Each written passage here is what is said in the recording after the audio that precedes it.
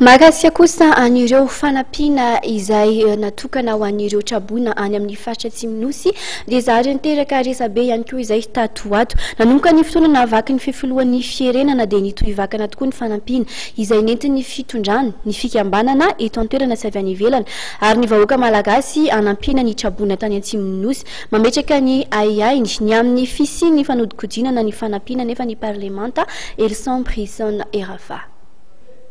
Tsy tafapakatanteraka any amin'ireo trabonina ny Toliara ny fanampiana rehetra azo avy amin'ny malalatanana taorian'ny fandalovan'ny rivodoza Arona araka nambaran'ny Elson Brisson Erafa be ny tanàna teo aloha no sady mpikambana ny hevon'ny kongresy ny Tetezamita miay ny Toliara faharoa araka nambarany dia misy amin'ireo fanampiana no ahina voahodikodina ary tsy tonga any amin'ny hitrabona nambara fa asaro-piaro amin'ny fitsinjarana ny fanampiana ny mpikambana amin'ny kongresy ny Tetezamita indrindra fa ny avy any amin'ny faritra Atsimo andrefana. Ny fanampiana izay nomeny kongresy ny Tetezamita 40 millions de francs malgasy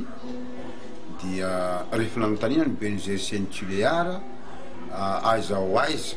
ny mikasika ny fanampiana ny kongresy ny Tetezamita dia hoy izy hoe mbola ao amin'ny banky izy fa miandry ny fividianana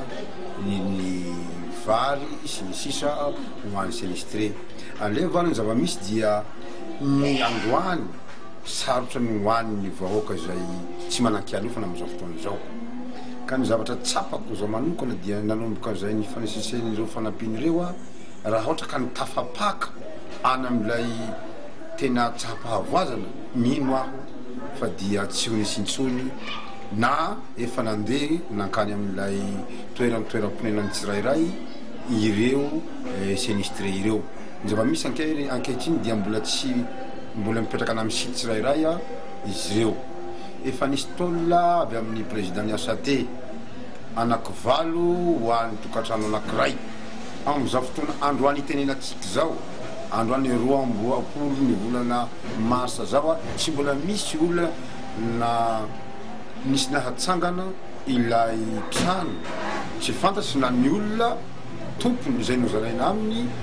na vidiny tsy fantasy na ny zara tsy nizaran'le fanampiana izay zava-misy zay dia mampalahelo tongotra bakibaky sady marary mamena satria izahay Toliara nomena fanampiana nefa tsy hita le izy saorana ny malalatanana rehetra manerana ny nosy ny dodododo na maty zany fitaovana zany na vary zany na fanitso zany sy ny sisa koa manaitra ny tompony andresaka tsirairay izahay. Ary ho an'ny kongresy ny Tetezamita manokana dia sarotiny ho an'ilay ny fanampiana nataonay raha ohatra ka mandravona ka hojerena manokana izay zavatsy zay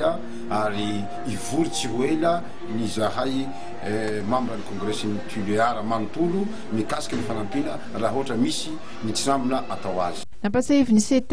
Elson Brisson Erafa ihany koa fa hatramin'ny sy ny fahavakisan'ny fifilohan'ny firenena dia efa marobe ireo mitondra fanampiana tany Toliara voalohany tamin'izany ny filohan'ny Tetezamita ny gouvernement tarihan'ny Premier Ministre ary ireo malalatanana samihafa avy eto toerana sy avy any ivelany ary heverin'ity parlementaire ity fa tokony hisy ny fitsinjarana ara-drariny ireo fanampiana ireo ary tokony tsy hisy ihany koa ny anararaotra ny fahorian'ny hafa ao anatin'ny fahavoazana toy ireny.